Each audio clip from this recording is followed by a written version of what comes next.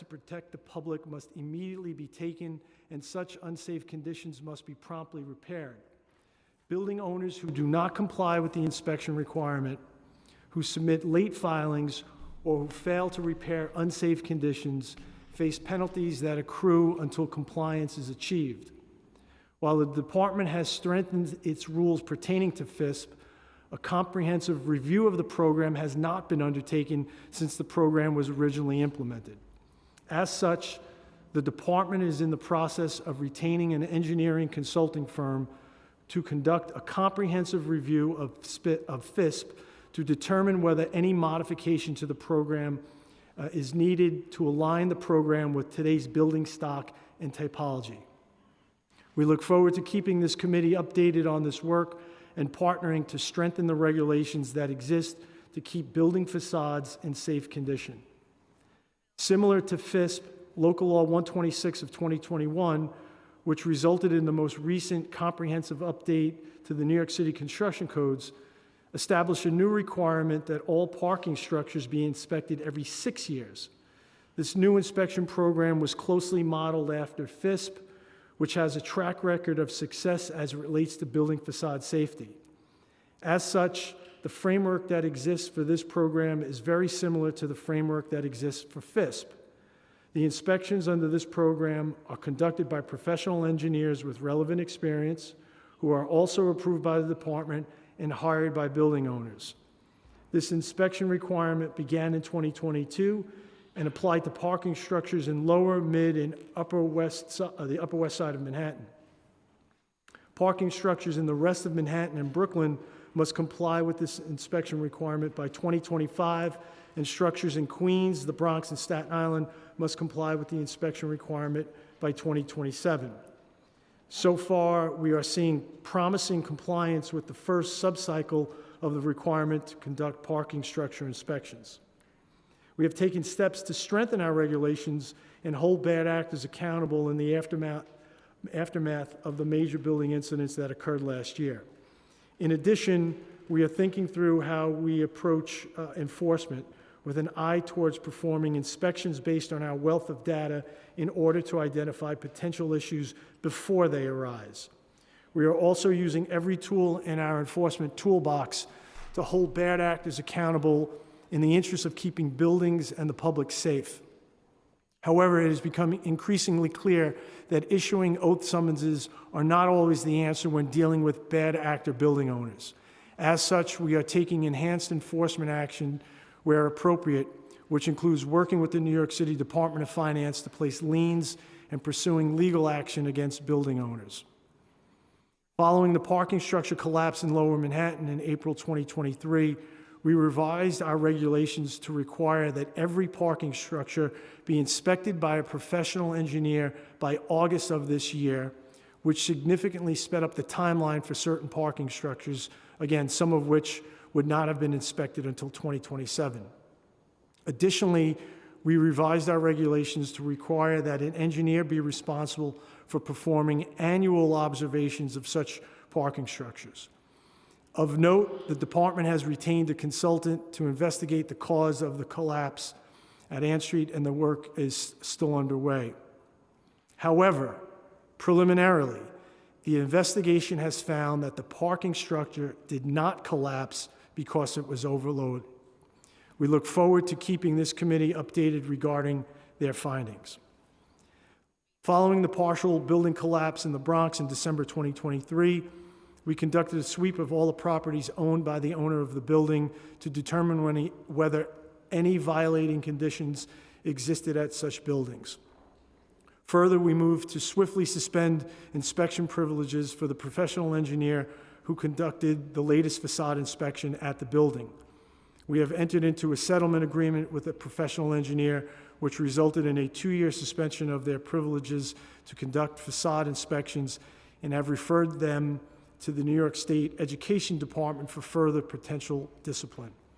We are currently reviewing the existing regulations related to the qualifications of industry professionals who perform such facade inspections to determine if there are any opportunities to strengthen registration requirements for such private facade inspectors in the interest of public safety.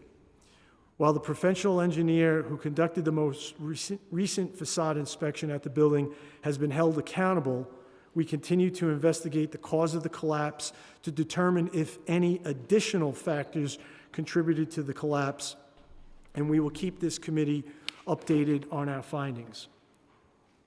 Turning now to the legislation before the committee today, the majority of which relate to parking structures. Intro 135 would require the department to perform a study and prepare a report on the structural load-bearing capacity of parking structures for the purpose of evaluating the efficacy of existing load-bearing capacity limits. The New York City construction codes prescribe design loads for all structures, including parking structures, which must be used in the design of such structures. The construction codes have kept pace with the national standards for vehicle design loads. Special inspections by or under the direct supervision of a registered design professional must be conducted during the construction of such structures to ensure that construction is in accordance with approved designs. Additionally, during the periodic inspections of existing parking structures where the load capacity of a structure is in doubt, professional engineers must be required to perform load tests to confirm the load-carrying systems in order to properly evaluate the parking structure. While the department is supportive of the intent of this legislation, it does not have the capacity to perform the comprehensive study being proposed in-house, given the various factors that must be taken into consideration in order to complete the study. However, it should be noted that there is an ongoing effort to study the impact of electrical vehicle weights on current design loads for parking structures, which the department is very supportive of.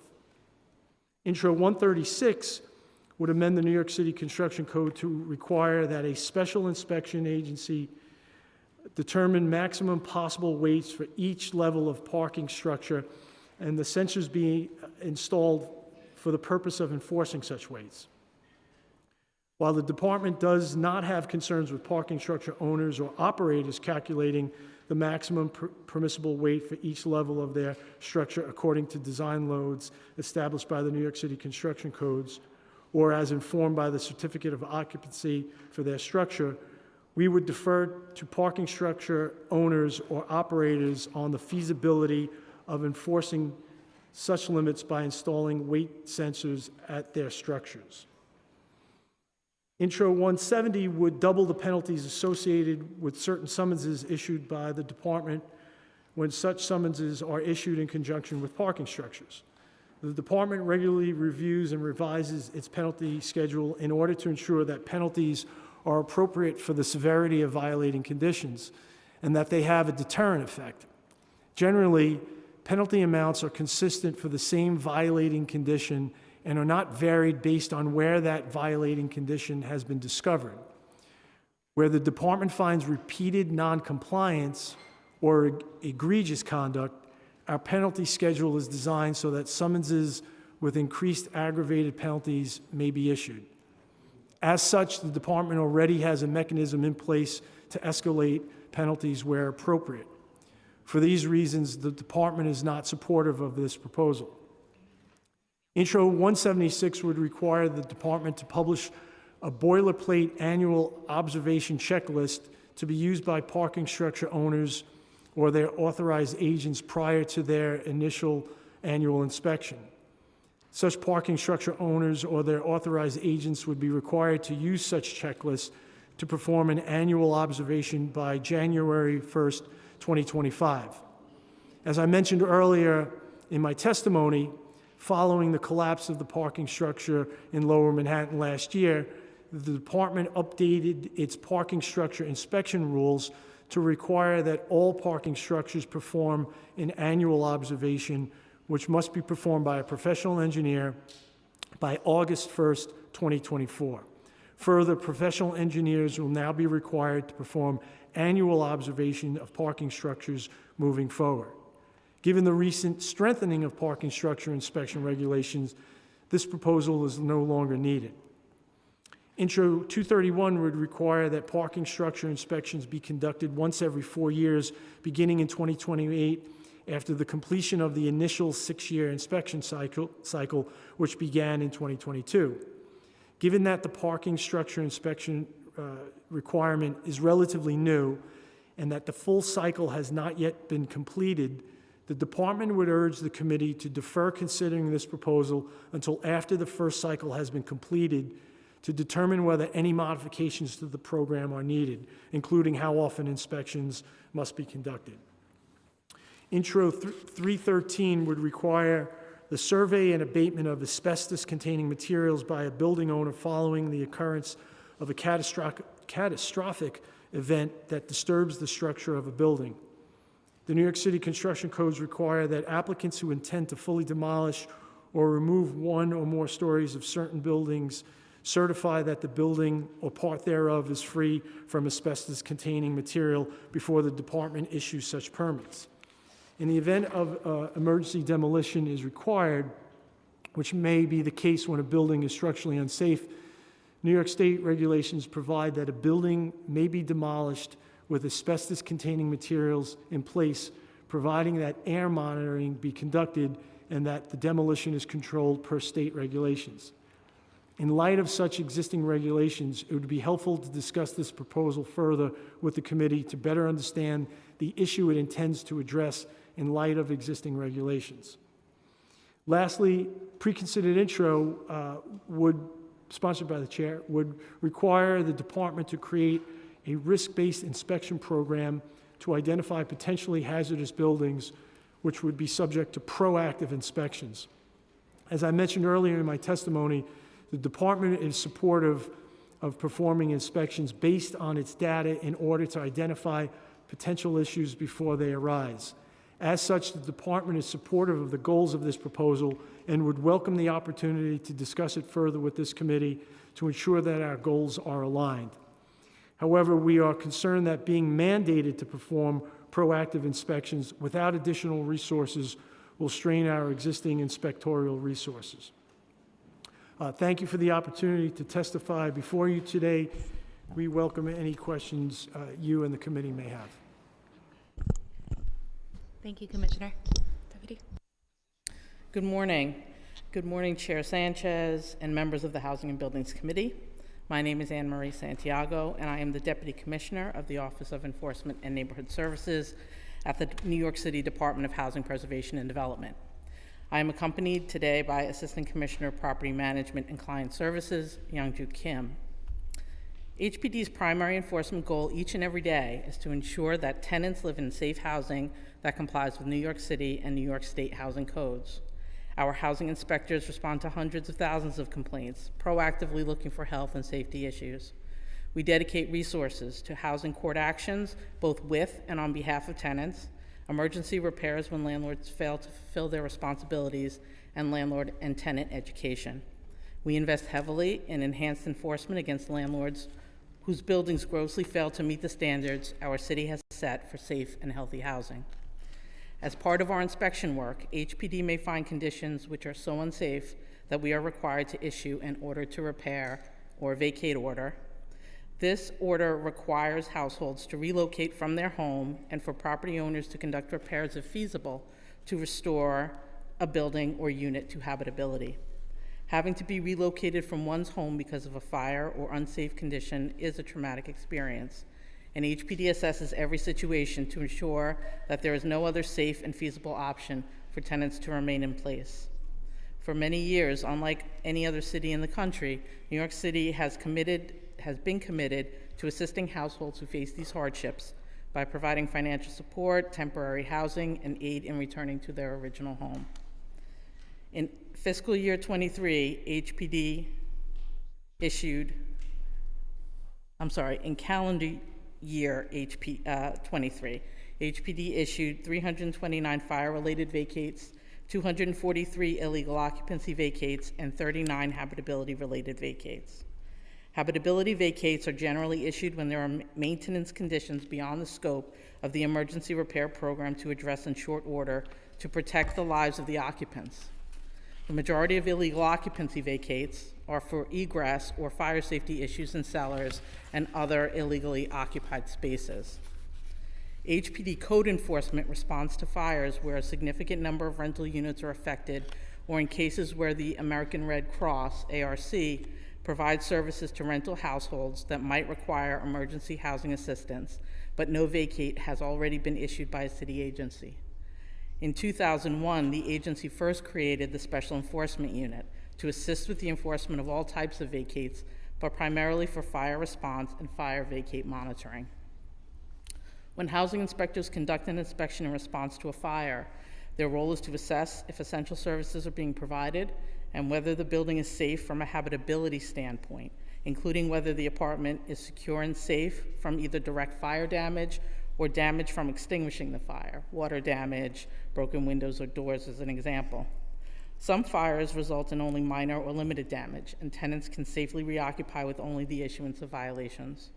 On the other end of the spectrum, some fires cause extensive damage that requires significant repairs.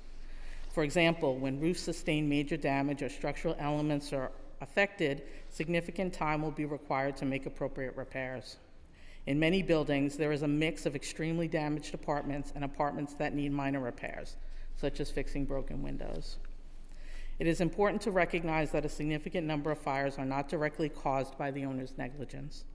Working in this space for almost 20 years, HPD has experience with property owners facing challenges when addressing major repairs, including but not limited to obtaining insurance company assessments and payments, coordinating access for tenants to retrieve belongings, hiring appropriate professionals such as architects, engineers, or specialized contractors, scheduling work sequentially among multiple trades and contractors, obtaining materials, and ensuring that various agency filings or utility company requirements are met.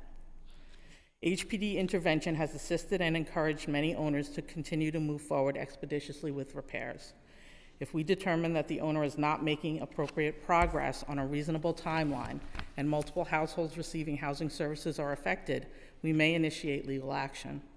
In calendar year 22, HPD conducted post-vacate building visits in response to more than 80% of the fire vacates issued, and 74% of those vacates have been rescinded. We also initiated litigation seeking an order to correct on 27 buildings which were not moving forward with repairs in a timely manner, and 80% of those vacates were rescinded. Having the flexibility to respond to different building situations is key to the effectiveness of our process. HPD is also committed to providing immediate assistance to families affected by vacate orders. Under a contract with HPD, the American Red Cross responds to vacates, offering immediate emergency housing assistance and a direct referral into HPD's emergency housing process.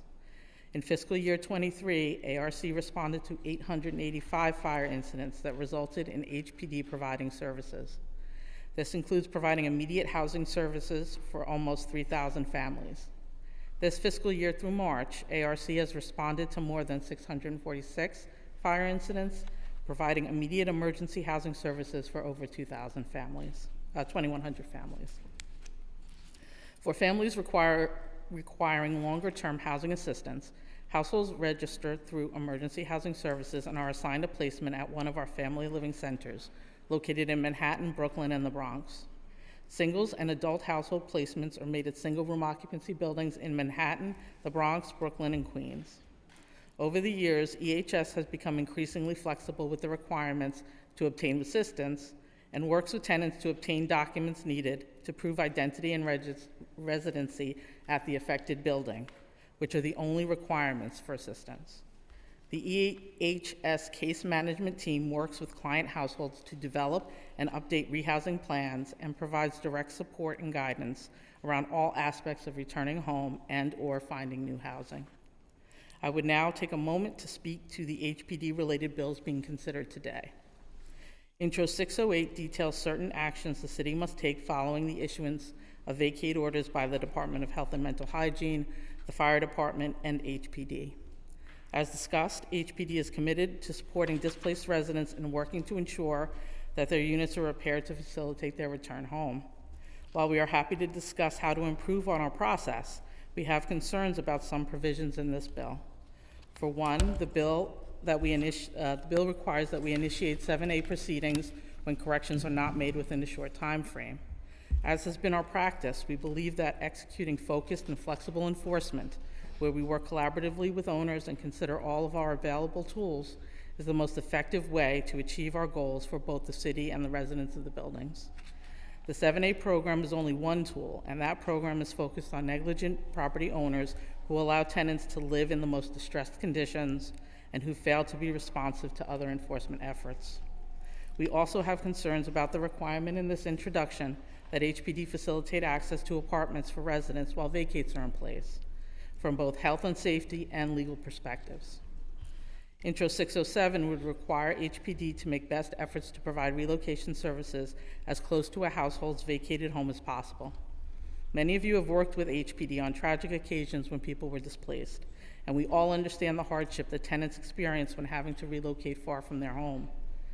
Although our network of temporary housing for both families and with children and adult families or single adults is limited, we do our best to accommodate the needs of our families. These needs include not only the location of the temporary housing that is available, but household size and any other special needs that the family may have. Finding new locations willing to provide temporary space to families or individuals on an as-needed basis, or keeping units available specifically for those displaced households without knowing what the need will be when we know so many New Yorkers' need for permanent housing is challenging, is a tremendous struggle. As you all know, the vacancy rate for the lowest income New Yorkers is 1%, and many of the families we serve through EHS would fall into that cohort of renters. Our resources are better directed to helping these families find new housing. To that end, HPD is exploring additional strategies to assist families with their housing search.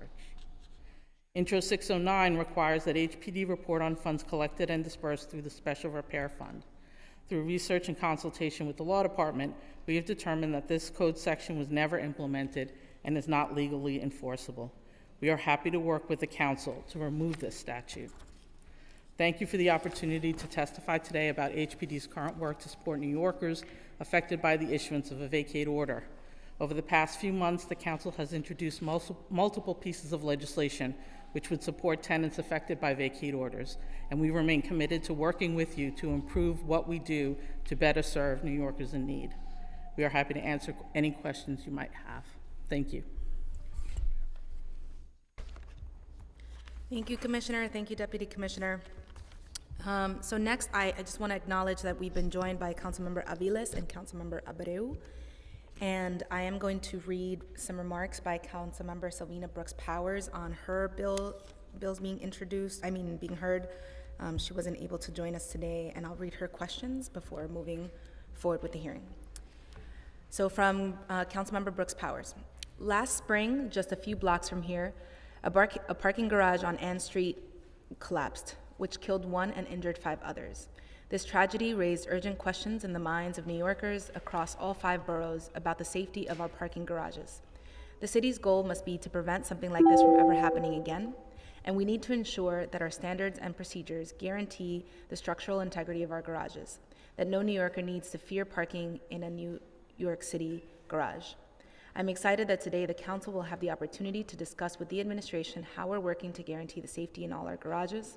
I look forward to hearing how DOB has responded and addressed concerns raised by the Ann Street collapse. Thank you for sharing. I also look forward to a full hearing on the 2 pieces of legislation I sponsored on today's agenda, introductions 135 and 136.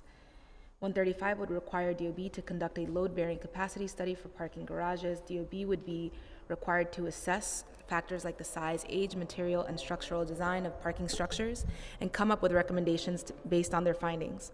Intro 136 would require garage owners to weigh cars seeking to park in the garage and refuse to park a vehicle if doing so would mean the collective weight of vehicles on that level would exceed the maximum limit. I look forward to a robust conversation about these proposals and to working alongside my colleagues to advance safety measures that would ensure the integrity of cities' garages. I would like to extend my thanks to Chair Sanchez for convening this hearing and for advocacy on behalf of New Yorkers citywide. Her questions are, and we can start with these, what caused the Ann Street garage collapse? What investigative steps has the administration taken to better understand this incident? In the aftermath of the collapse, what steps has the administration taken to ensure the structural integrity of parking garages citywide? And does the administration support intros 135 and 136, which you already answered, so just the first two. Thank you. Madam Chair, you want me to respond those questions now? Okay. Yes, thank you, Chair. So let me just repeat one line from the testimony, because I think it's, unfortunately, it's the most I can say about the Ann Street situation, because it continues to be under investigation. But it also sort of, I say it cognizant of the images that we all saw, particularly of the roof that was collapsed with the many cars on top of it. But the line from the testimony and what I can offer the committee today is that that collapse did not happen because Ann Street was overloaded. I will have Assistant Commissioner Shamash speak in more detail about the PIPS program, the periodic inspection of the parking structures. But with respect to Ann Street, it continues to be investigated by our partners in law enforcement, Department of Investigation, the Manhattan District Attorney's Office. And so we are hesitant to say anything that interferes with that investigation. We can tell you that after the tragedy, we hired an outside entity, LIRA, to do a top-to-bottom investigation simultaneous to what our law enforcement partners were doing. They have done that work for the last year. They have finished their preliminary report, which in turn has been delivered to DOI and to the District Attorney's Office. So I can't get into more detail about the specifics of the cause, other than to repeat again that it being overloaded was not the cause. In terms of what we are doing or did post Ann Street, I think Assistant Commissioner Shamash could get into more details if you want. I want to talk about some of the sweeps and PIPs in general. Just a summary and just maybe one point of clarification in terms of 57 Ann Street, in terms of the loading, the building was not overloaded. That has been established using the allowable loads in the certificate of occupancy that was issued by the Department of Buildings. So I just wanted to clarify that. In terms of the PIPS program, periodic inspection of parking structures, that was, as the Commissioner said, modeled after FISP or Local 11 or Local 10 of 1980. We know, based on various studies, that program works, and PIPS was modeled directly from that program. It was modified because it is a engineering evaluation from FISP to only allow professional engineers to do the inspections and the reporting. So that is a big difference between the two programs, and I just wanted to highlight that. But in terms of the sweeps that we did post 57 Ann Street, we did about 6 different cycles of inspections that we performed.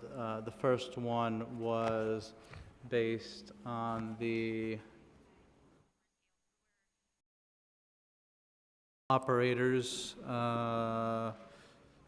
based on the operators, Little Man Parking, we did an inspection of all the garages that they had in New York City. We performed that sweep, and then we performed sweeps on other parking structures that had Class 1 violations. If, I want to give Yigal a chance to find some of the specific data points. Let me just repeat a couple of things, Madam Chair. So we are early in this program. There are 3 subcycles, as I mentioned in the testimony, the first of which was due in December of last year. So those reports were due at the end of the year. And we have received a significant percentage of those reports, not as high, I think, as the committee might like or lay people would like, but relative to what the agency's experience was on the FIPS, on the facade inspection, it's actually higher than when we started the initial stages of the facade inspection program. The subsequent cycles are due, again, at the end of 25 and 27. We have around a 60% compliance rate in this first subcycle. And we continue to get those reports in daily.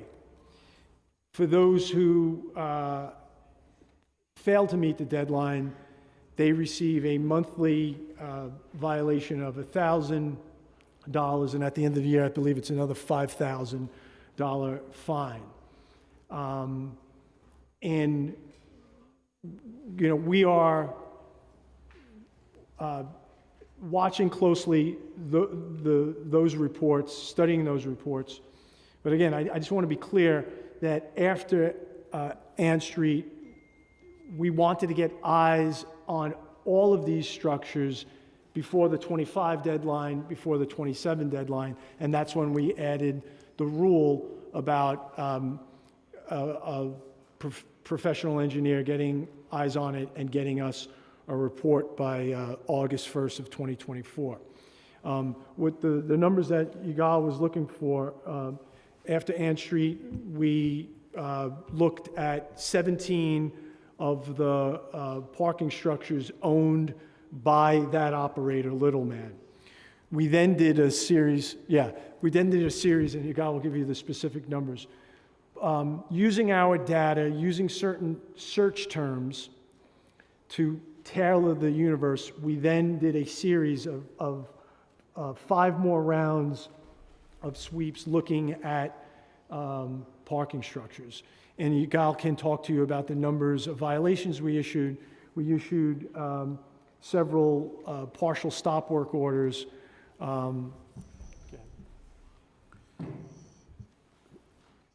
As the Commissioner said, we did 6 rounds or 6 phases of inspections. The entire summary of that inspection, including the first phase that I mentioned earlier, was we had inspected 302 parking structures. We issued violations at 161 of those locations. We issued partial or full vacate orders on 13 of those locations.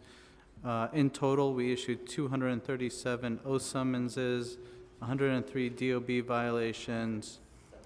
29 of the sites were referred to our engineering unit, and 111 orders were issued to the owners of the parking structures to hire a professional engineer and submit a thorough inspection and evaluation of the building. Phase 1 of that sweep was the operator of the parking garage. There we inspected 17 garages, and I can get in more detail if you want. Phase 2, we inspected 62 parking garages that had Class 1 violations previously issued by the department. Phase 3, we inspected 54 parking garages, and Phase 4, we inspected another 32 parking garages. Phase 5, another 23 locations. and Phase 6 another 80 locations. All of these locations were picked using a variety of data points that we used searching through our BIS or building information system. Great. Thank you so much for that. As you cited those numbers, my eyebrows keep going higher and higher. What kind of violations? Can you give us some, lay person's examples of the kind of violations that led to 237 oath summonses and the numbers that you cited? The majority of those violations were fail to maintain violations, whether those were Class 2 or Class 1 violations. The orders for that were issued, the majority of those were for the owner to hire a professional engineer, do their evaluations, and submit the PIP's compliance reports by an earlier date than they were required to. And those would be the full evaluation reports and the compliance reporting. That is an enhanced report from the initial observations that we're looking for on August 1st. Those would be the full compliance reports. Thank you. So in your testimony, Commissioner, you mentioned that in response to the Ann Street collapse, you are speeding up the timeline to conduct the first wave of annual observations by August 1st, 2024. Do we think we will make that for all 4,500 garages across the city? Yeah, again, so there is the underlying SIPS program with the deadlines of subcycle A 23, subcycle B 25, subcycle C 26. After that situation at Ann Street, obviously, we all were in agreement, we need to get eyes on what's happening. That's when we added the rule. I can't tell you, we just built out the process on DOE now to begin to accept those reports.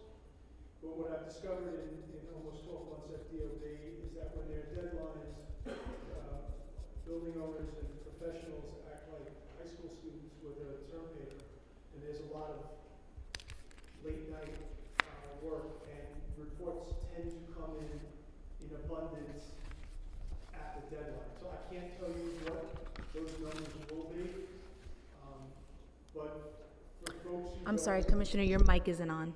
For folks who don't, sorry about that. I had a good line about term papers and high school students. But for those who don't respond, there will be a penalty structure again. Listen, the bottom line for all of this, for the theme, both from the HPD side and the DOB side, and I think from the council side, is maintenance. This is all about maintaining these buildings and preventing us from talking about tragedies. That's the point of these laws, and I will reuse a line I said to you, Madam Chair, in the budget hearing, and that's paraphrasing our DEP commissioner.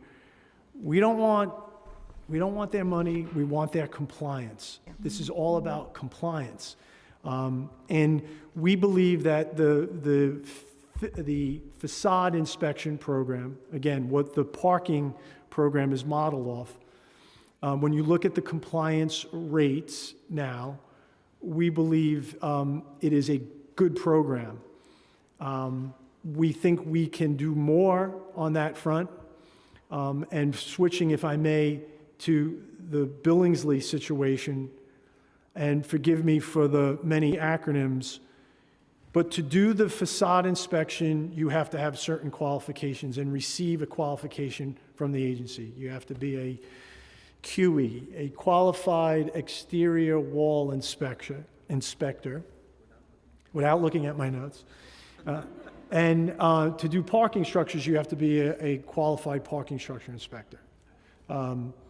3 years of structural engineering for the parking, a certain number of years for the 7 years for the facades.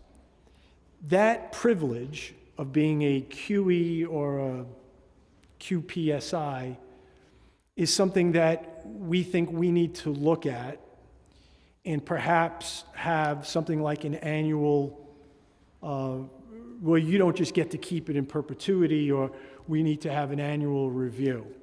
Because we rely so heavily on our licensed professionals to do the work to ensure that these buildings are in fact in good repair. So while we think we have good programs in place, we continue to look at ways of strengthening them. In terms of the compliance by August 1st, as the commissioner said, we have about close to a 60% compliance rate for the first subcycle, which would be about, we have 1,046 buildings in that subcycle, which would leave about 3,400 buildings that need to file that early August 1st observation report. We performed numerous outreach events to industry folks, architect, engineering firms. I was just at the Queens Chamber of Commerce last week doing a presentation. I think I mentioned August 1st date about 17 times at that presentation. So we are putting that date out there as much as we can. We are outreaching to ownership groups, industry groups, to make sure that they understand that we're taking that date very seriously. One other thing, the maintenance of these buildings, keeping them in good repair is the owner's responsibility. Our job at DOB to kind of keep them on point. But if the consumer can help us out, and that is, I'm speaking in terms of the parking structures. I want to get a plug-in for the map that the agency has, where you can go on the link, look at any parking structure, see its history, see if it's issued the report, if it falls within the geographic area of Lower Manhattan. And I would just ask consumers, I understand everyone is in a rush every day, and you go to the parking structure perhaps that's close to work, but be an educated consumer. We haven't put A's and B's and C's and D's on the parking structures like restaurants. But if you see they haven't issued the report to the agency, don't give them your money. See if there's a garage close by. We will continue to look for sticks and ways of holding all owners to be accountable. But if the consumer can be educated and not frequent any parking garage who has yet to issue us a report in that first subcycle, it can only help. Thank you. Commissioner, you both mentioned this great number of summonses and violations and fines issued to parking structures. And as we'll talk about, I want to give my colleagues an opportunity to ask questions, but as we'll talk about a little bit later, compliance around local law 11 and FISP buildings also isn't perfect. Are these fees and fines, are they lienable at this time by the Department of Buildings? Well, there's some of our, and if Deputy Commissioner Patino wants to come join, some of our penalties, some of our violations are lienable. We are currently working with the Department of Finance to expand the scope of the collection of some, but we're going to need some legislative help to expand those. Do you want to add? Please come up. We want to expand the universe that are lienable, and we probably are going to need some legislative help. Please raise your right hand. Do you affirm to tell the truth, the whole truth, and nothing but the truth before this committee, and to respond honestly to councilmember questions? I do. Okay, you can begin. Just to add to that, so the department does have some limited lien authority in its code currently. That's primarily limited to residential buildings, but there's certain factors that need to be taken into consideration before an oath summons that's converted into a judgment can be lienable against the building. And that includes the number of units in a residential building, the number of outstanding debt, As the commissioner mentioned, we're certainly interested in expanding upon that lien authority so that we can use that enforcement tool where it's appropriate, including to address bad actors, egregious behavior. But we would have to check to see whether any FISP-related summonses or facade-related summonses have been turned into liens previously, and we can get back to you on that. Thank you. Thank you so much, Deputy Commissioner. Just following up on questions from your testimony, and then I'll turn it over to colleagues for their questions. You mentioned that the agency is interested in and has started the process of conducting a comprehensive review of the FISP program. Do you have a timeline for this review? Yes. So this is part of the Get Sheds Down initiative, and it's something, frankly, that we fought for at the agency. This, I guess, hasn't been in print before, so this is the first time I think we're talking about it publicly. But we've brought on the renowned engineering firm Thornton Tomasetti to lead this work. We credit to Deputy Commissioner Gus Sarakis for the idea of pushing for an emergency contract. We are close to having that contract finalized, and we hope their work will begin on July of this year. It will be 12 months worth of work, and we will get deliverables. We want them to look at 4 things: regulatory review, material testing research, looking at our FISP data, and then make recommendations. So we want to look at our existing rules. We want to compare them to other jurisdictions. We want to look at the housing typology, look at material types to see perhaps instead of a one-size-fits-all of 5-year cycle for every building, maybe depending on age, size, material types, we have a different set of numbers. We have an incredible amount of data from around 3,500 QE reports. We want them to dive deep into that data. And they will come back with particular, and we will obviously make these findings available to you in the committee as quickly as we can. And again, I'm not looking to pick a fight with anyone, but I read again recently an editorial saying we should repeal Local Law 11. I understand the frustration about sheds.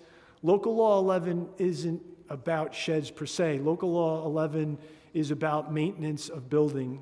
And for those of us with the responsibility of ensuring safety, we think it's a much sounder approach to take a look A to Z at the existing law and come back with an intelligent set of perhaps modifications. We're very aware that there was a council bill to change the cycle. I think this could either bolster that bill, or we could work with the sponsor of that bill to say, hey, look at this report. We think the number should be X, Y, or Z. Got it. Thank you. Thank you so much, Commissioner. A quick notice for anyone who needs translation services. We do have Spanish translations. I don't know how you access them, though. Okay, and we will let you know how to access them. Cualquier persona que necesite traducción, tenemos traductores aquí y le vamos a avisar cómo pueden accederlo en un momento. Okay, thank you, Commissioner. Last one, and then I'll turn it over to Councilmember Abreu. So for N Street, the N Street collapse, you mentioned an engineer was hired, and then you also said in Q&A that the preliminary report was shared with DOI and the DAs. Have these findings been finalized? Is this going to be shared? Are these findings going to be shared with the public? And more broadly, and in connection to 1915 Billingsley, understanding that's also under investigation, what is the process of an investigation and the timeline? Okay, so 1915 Billingsley is different to the extent that we are doing an internal investigation. Assistant Commissioner Shamash can give you more specificity on where we're at that. But to give you a rough ballpark, sometime by the summer, we hope to get to you that report that will include our findings and what we believe happened. Again, Ann Street, we hired the consultant. They have done with their preliminary report. Can we talk about when potentially we would be able to provide that to the public? I assume it's also predicated on the work of the DA's office. But is there a final report? That's the, so this is, can you explain that part and then? So, in terms of the difference between the preliminary and the final report, what we had as we were doing as HPD was doing the demolition of 57 Ann Street on behalf of the city, we took material samples from the building and we had those samples analyzed. That took a little bit of time, as you can imagine, getting materials through the demo process and then shipping that off to a lab. So the preliminary report addressed all the findings that we had to date. All the material testing has been completed, and they are doing their final structural evaluation of the pre-collapse building. What they've determined to date is that the building was not overloaded. It could support the intended loads of the cars in the garage and of the C of O live load requirements. The rest of the structural analysis is being completed. They are finalizing that, and then there is an internal review that happens on that final report, and then we share that with our folks at Law Department. The same process will have to happen for the Billingsley report. The Bronx DA is still investigating that collapse as well, so we will have to follow that same process as well. So in general, in terms of what's in your hands, right, understanding we don't know how the DAs are going to, what their timelines are going to be, how long does it take for the Department of Buildings to conduct one of these analyses? The 1915 Billingsley report on our end should be complete by early summer. That is our goal, including all the internal review processes. So the collapse happened mid-December, and we will be complete by early summer. So that's about 6 months. Ann Street was a much more in-depth investigation, and that's why we hired an outside consultant. There were a lot of potential causes for the collapse on Ann Street, where the Billingsley collapse, we had almost immediately identified the cause of the collapse at Billingsley. Ann Street, we had a lot of balls in the air that we were juggling in terms of what the potential causes were. We hired Lyra, who's a well-known forensic engineering and evaluation firm, to perform that investigation and oversee the demolition operations as well and have full-time representation on site. So that was something that in terms of manpower and in terms of the expertise that they brought to the table for Ann Street was something that we thought would be very helpful for us. Thank you. And just to note that at 1915, there are small businesses on that first level that have not been able to access insurance payments because the cause is under investigation formally. So, it's impacting people. So that's why I ask about the timeline. Madam Chair, I will say publicly what I've said privately. I appreciate the collaboration that we've had with you. I know how impactful this has been for your constituents and for you. I know how important this is for you, and you have my commitment as soon as we are, and I understand the need to get this done, and we are working as quickly as we can to deliver that, and as I promise you, it is on the front burner. Thank you. Thank you, Commissioner. Appreciate that. I will now turn it over to Councilmember Abreu. I'm sorry, and I would like to acknowledge that we've been joined by Councilmember Krishnan. Thank you. Thank you, Chair Sanchez. Nice to see you, Commissioner.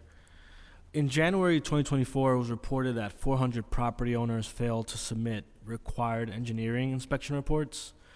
Could you provide the updated numbers on this to date on how many property owners have failed to submit the reports? Oh, are we talking about the parking Structures. Parking structures, right. So, again, the compliance rate is around 58, 59%. Those, and we can do a breakdown of what the reports that came in, what they showed. It's a mixed bag of safe, unsafe, and safe with continued repair and engineering monitoring. Those entities who have failed to submit the report are accruing summonses, violations, 1,000 a month each month, first of the month. And we continue to do outreach. We can continue to do social media to whatever extent that helps, to shame those who haven't, to point out those who have, try to educate the public again to not frequent, not to say that they're inherently unsafe, but just don't give them your hard-earned money. Hit them in the pocketbook. Do you have any? Yeah. In terms of specific numbers, what we have to date in terms of accepted reports, we have 113 unsafe, 183 SREM, the middle ground, and 186 safe. We have reports that were recently submitted to us that are still pending our review in terms of plan exam and inspection. That's 129 of those. Since the beginning of this year, or since the deadline, we've received over 100 reports from building owners for their parking structure compliance. In terms of the compliance rate, as the Commissioner said, we're at 58%. As I said previously, we modeled this specifically after FISP. Just for reference, the last complete cycle for FISP, our compliance rate is at 97%. We expect the PIP's compliance rate to reach that level or even higher based on the history that we have from FISP. Thank you for that. I understand and appreciate that the agency is doing everything that it can to fine and encourage participation and compliance. But at what point does the city can you take over? At what point can we do something about it if the compliance is so low and the deterrent is not working? Listen, I appreciate your frustration, and in March, in the preliminary budget hearing, the chair and we at DOB engaged in a conversation. I think we are all in agreement that we have to hone in on bad actors, and I think we're in agreement that this agency needs some additional tools. We need some additional sticks. At some point, issuing violations isn't enough. And that's why we've spoken with the chair about, and as she mentioned in her questioning, the notion of expanding our lien power. Not that liens are the panacea, but we need additional tools to ensure compliance. And unfortunately, there is a reality that we have to face, that there are certain bad actors, and we could point out, I'm sure HPD could point out, and there's certain that have accrued astronomical numbers. We testified after HPD in March, and it was right after the news came out when the arrest was made, and we certainly understood, and I think the chair didn't try to hide her exuberance about that step. We need additional tools to ensure compliance. And I made this clear to the chair, we are open to having conversations with her, and we appreciate her willingness to work with us to figure out what those tools are. Thank you, Commissioner. One more question, Chair. in the last two, and by the way, I support giving the agency the power it needs to expand that legal authority, because we know that we got to increase participation and compliance. And my last question is, to the extent that you have this, how much has DOB collected from parking structure-related violations in the last fiscal year and in the last 2 fiscal years? So we haven't started to collect on this program because, again, the first subcycle ended in December. So we don't have any, although we have other numbers we could point to, and we could get to you about just violations in general that we've issued. But as part of the PIPS program, the failing to report in that first subcycle, that started January 1st of this year, and those violations are beginning to accrue. But and for the most frequent issued violation, is that failure to maintain for parking structures, or is that different? That's different. So the failure to maintain violation is an inspectorial violation. If we see a condition, we will identify it as a maintenance condition. In terms of the reporting, we'll issue a fail to file violation, and that's as the commissioner said, the $1,000 a month plus the $5,000 annual for $17,000 total per year. May I say one other thing? Because I think your question deserves an even broader response. So we talk about we need more sticks, but what we need to do as an agency, and what I feel compelled to do and to figure out a path, a financial path, we need to go, part of this agency needs to go on offense. We, to a large degree, are a complaint-based agency. We get complaints in from 311, from elected officials, from communities, we go out.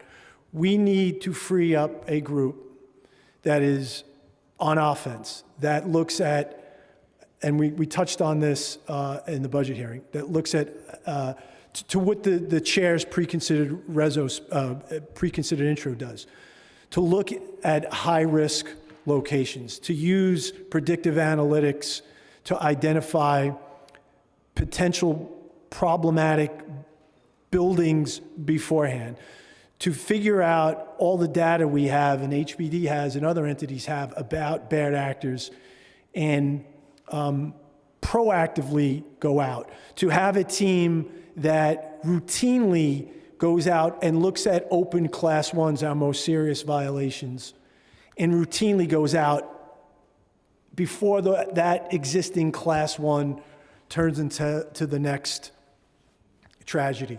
That's something on us that we have to do, and I have to figure out how to secure the resources and how to get that done. But part of this agency needs to be on offense and stopping these things to the best that we can, or attempting to stop as many of these things as we can. Thank you, Commissioner. Thank you, Chair.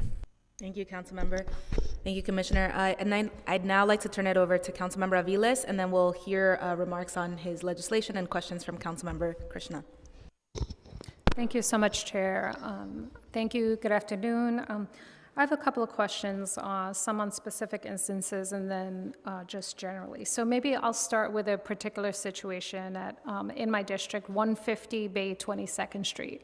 This is a 6-unit family rental, it's a 6-family rent stabilized building that was issued a full vacate order in 2023 after the landlord who had taken over the building several months before put holes in the side of the building, making the building structurally unsound. The landlord did this himself. DOB came in, issued a vacate order. What is happening now is the landlord clearly wants to get rid of this building. He has put in for a demolition permit, which DOB seems to be willingly to grant him.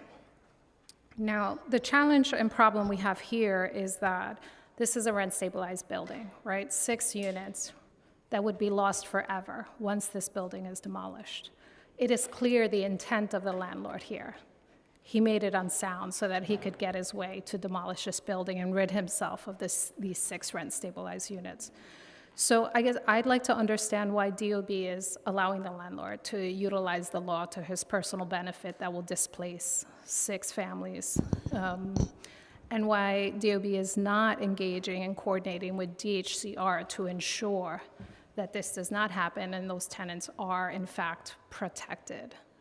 So I'm going to have the Assistant Commissioner perhaps speak to a couple of points, but we are cognizant of the phenomena, and I put that in quotes, of some building owners trying to escape their rent stabilized by allowing it to, by neglect to. So what I will say to you, council member, is we will happily sit with you, and if there are other locations in your district that you think this is potentially happening or it's the early stages, we will sit with you and work with you. I don't have an answer for you as we sit here right now. I want to have the Assistant Commissioner Shamash speak to it, but I want you to walk away understanding that we will sit and work with you together. If you have ideas that or things that you think that we should be doing, we're happy to have that conversation.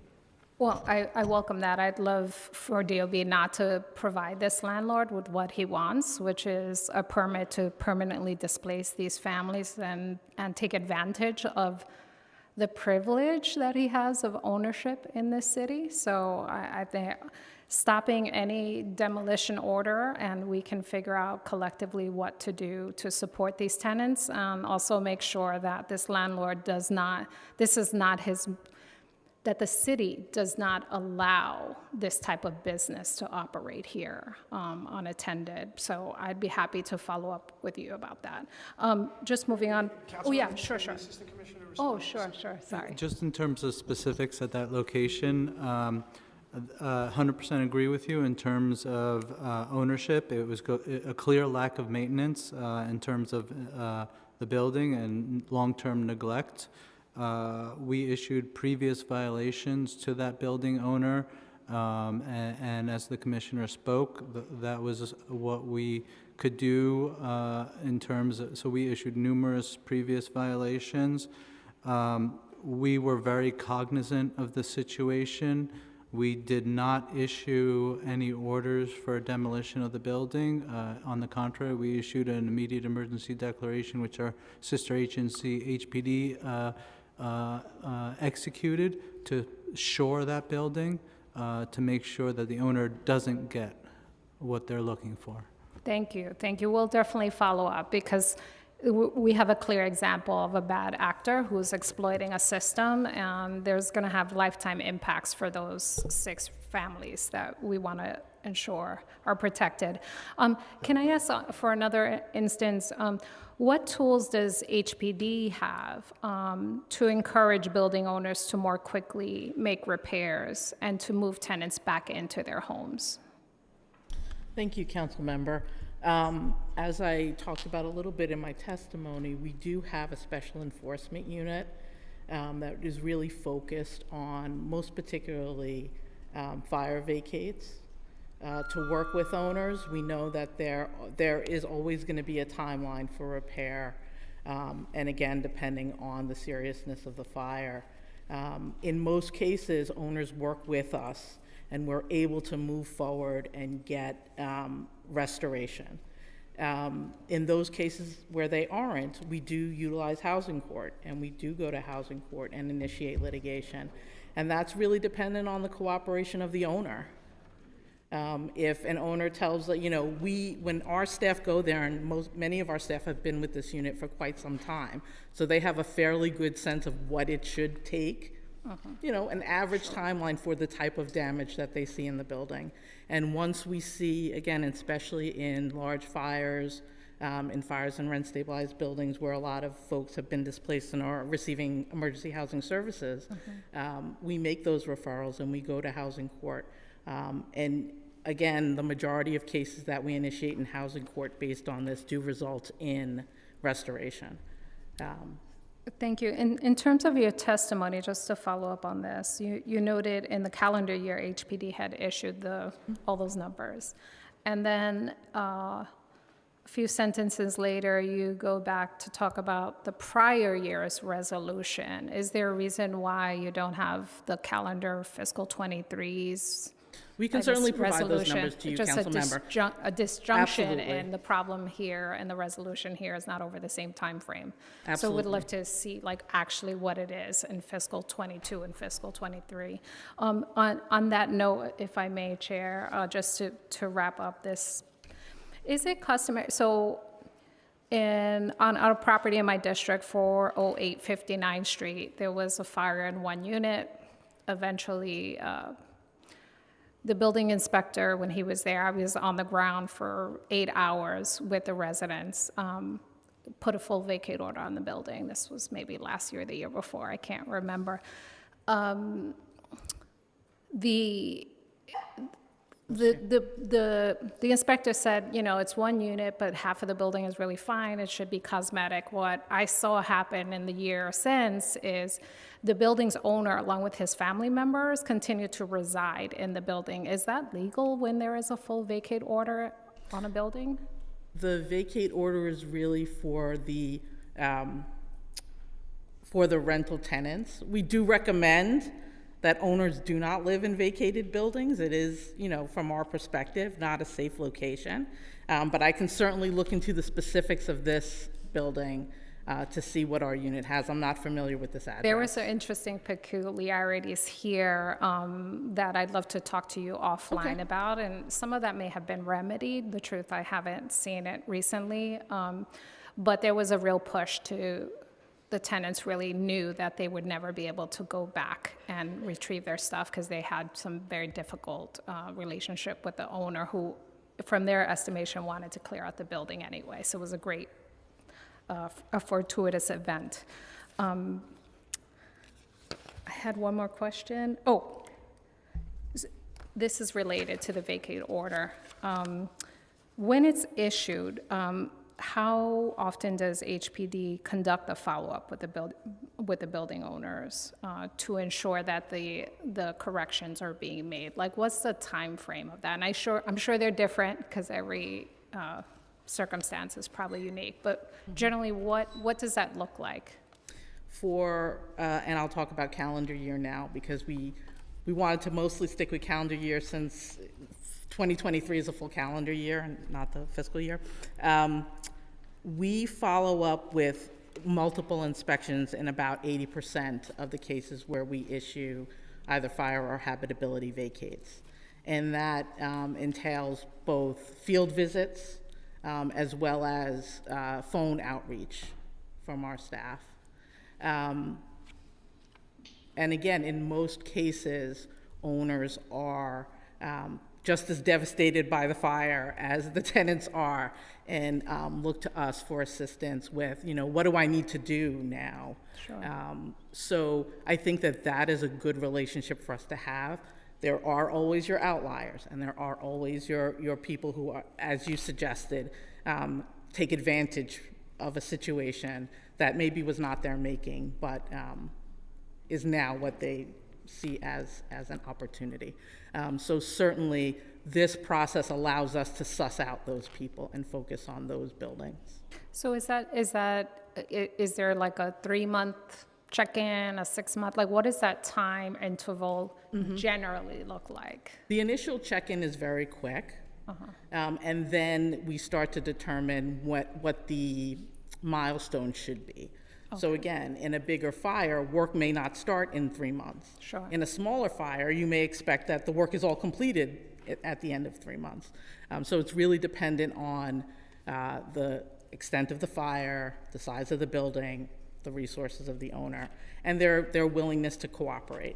Got it. I appreciate that, and thank you both. And Commissioner, to you, last thing on the Bay 22nd property, the tenants there have also not had access to their units to get their vital stuff that they need, which is another issue I'd like to address offline with you all. But thank you, and yes, there are many good owners out there who are doing the right thing and just as devastated. We have seen that, but we're here to make sure everybody is above board. Thank you so much.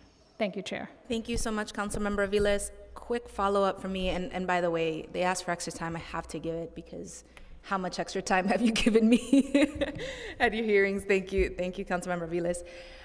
Just a quick follow-up on vacates, and this is for both agencies. The determination that vacate orders should be withdrawn, do your agencies publicly disclose the analysis you conduct to determine that the vacate order should be withdrawn? Because we know from looking at the internet, thank you internet, that it is not the resolution of violations that results in the lifting of vacate orders. So how is it that you decide, and what is public facing? From the DOB standpoint, the application, the permit, and then the sign-off of that application, which all are publicly available, are required to lift the vacate. It's on DOB's website. Yes, ma'am. I will be requesting those coordinates. Thank you. No problem. Deputy Commissioner. Thank you. Yes, our vacate orders themselves are on the website, and they list the underlying reasons for the vacate. So it will say fire damage, it will say no electricity, whatever are the reasons for the vacate. In order to have a vacate listed, a property owner does need to file with the agency a dismissal request. When we go out, we look at all of the conditions that were cited on the vacate order and the violations for those apartments or areas. And the violation should be closed for not the entire building. If the vacate was for apartment 2, that's what we're looking at in order to lift the vacate. Got it. So with both agencies, the filing by the owner is made publicly available? And then the agencies... The filing by the owner is not publicly available at this time. The application is basically the regular violation dismissal request form. The form itself is available on the website, but not the completed form from the owner. But the inspection results, the fact that the vacate was rescinded, is available on our website. Okay. And DOB? All the plans and all the applications, all the permitting process are completely transparent. Everything on our public portal through DOB Now is publicly available. Thank you. Councilmember Krishnan. Good morning. First, thank you so much, Chair Sanchez, for today's hearing and for all your great work as our housing chair. Good morning to you all. Commissioner, good to see you. I have not congratulated you in person since you were appointed, so congratulations. Glad to see you there at the helm of DOB and look forward to our work together too. Continued work together. And Deputy Commissioner, same. Good to see you too, and look forward to our many years of continued work together, and now in a different role for me as well. I want to thank you all for your testimony today. I did, before asking my questions, if the chair would allow, just wanted to say a few words about my bills in particular, intros 607, 608, and 609. This is the reason why we all in the council are supporting the Back Home Act, which is a package of bills that includes my legislation, also Councilmember Jen Gutierrez's legislation, is because, as you're hearing from all of us, these are crisis situations. Taking a step back, housing is the most urgent crisis we face in the city, as you all know, for a number of different reasons, and it's linked to every other crisis we face. But if tenants are not, and one of the most effective ways to solve that crisis is to make sure that we can keep tenants in their homes so they aren't displaced by harassment, by fires, by harassment after fires, however you want to think about it. One of the biggest problems when it comes to keeping tenants in their homes is when they are vacated. Because when they're vacated, you would think in those situations that every city agency would be able to descend to find a way to get them home as quickly as possible. And understanding that you all are making the best efforts you can, the fact of the matter is that simply isn't happening right now. I know, not only from being a council member, but for my many years as a civil rights lawyer for tenants, representing tenants, who you'll hear from today too, in this situation where once they're vacated, it takes not just months, but years for them to get back home. In that time, they will be displaced and relocated to a shelter that could be far flung across the borough. I had one case in particular, I remember, where an immigrant family was in a shelter many neighborhoods away with 3 young girls who also had to travel very far to get back to their school. And so once they're displaced, they are displaced not just from their homes, but from their communities. And that's only where the trouble begins. Then for them to get back in, as you saw with the 89th Street tenants in Jackson Heights, once there's, whether it's been landlord harassment and quite literally destruction of buildings, or fires that have been created and landlords delaying on the repair work afterwards, for tenants to get back in to get their things, their belongings, takes so long, months, and oftentimes, and sometimes when they come back in, their buildings have been, their apartments have been ransacked, their homes ransacked, and their things are missing. I ask all of you to imagine for a second, if you were made homeless overnight, that's what it literally happens in these situations, overnight to the morning, rendered homeless, and in the trauma of that, all of your things are still stuck at your house, basic necessities to live your life, to support your family, and you're not able to get access to those things for one reason or another. Compounding the trauma they face, compounding being homeless and forcibly and violently displaced from their homes, they simply can't move on with their lives if quite literally their belongings are still in their homes and they don't have access to them. And then the entire struggle drags on for months, for years in housing court, because we all know it. I certainly know it. I've witnessed it with my clients and fought through those delays, where proceedings that should take days in those situations take years. Trials get pushed off indefinitely. And in that time, tenants are still out of their homes. And landlords are banking on the fact that this is a game of attrition, where if tenants can be waited out, if tenants are waited out long enough, they'll give up and walk away. And then when you have rent-stabilized buildings, a crucial form of affordable housing, in those situations, the landlords will take those buildings, have to gut rehab them because many of them have full vacates on them, and then, as I've seen and represented tenants in these situations, rebuild luxury market rate units that they rent out for 3 or 4 times the price. And when tenants come back home, they say the building no longer exists and it's no longer under rent stabilization, when that's not true. The tenants have never compromised their rights in the first place. That is the magnitude of the problem we're dealing with. And we're not going to be able to solve this housing crisis unless we find a way to meaningfully help tenants in these dire situations. And I understand that the position of HPD is that most landlords are doing the best that they can, and most vacates are fires. And, you know, respectfully, I disagree. I know my colleagues disagree. You heard that from Councilmember Aviles as well. We have seen situations where landlords have deliberately destroyed their buildings or take advantage of a natural disaster like a fire to prolong repairs indefinitely. It's happening right now, as I said, with 89th Street with Jackson Heights. And so I bring it up to say this is a much, much more serious problem, and the effort that HPD is making now, even with the best of intentions, is falling short of where we need to be to protect tenants in these situations, as long as it takes to repair the buildings. And don't get me wrong, this is not about arguing with the vacate orders. These are dangerous situations where vacates need to be placed. But the question is, once that vacate is placed, what do we do in that situation to help make sure tenants get their resources, they're in their communities, and they get back home as quickly as possible, and landlords who are delaying repairs or provoke those vacate orders are held accountable by city government for doing so. That is the crux of the problem, and that's what these pieces of legislation are intended to address. And so my first question, I think Councilmember Aviles with the building in her district made a very good point about what we're seeing on the ground across the city. And it doesn't connect with this being a notion of an outlier situation. So my first question to you all, Deputy Commissioner at HPD, is I saw in your testimony before that that HPD has brought litigation seeking an order to correct on 27 buildings which didn't move forward with repairs. How many of those buildings also involve bringing us Article 7A action?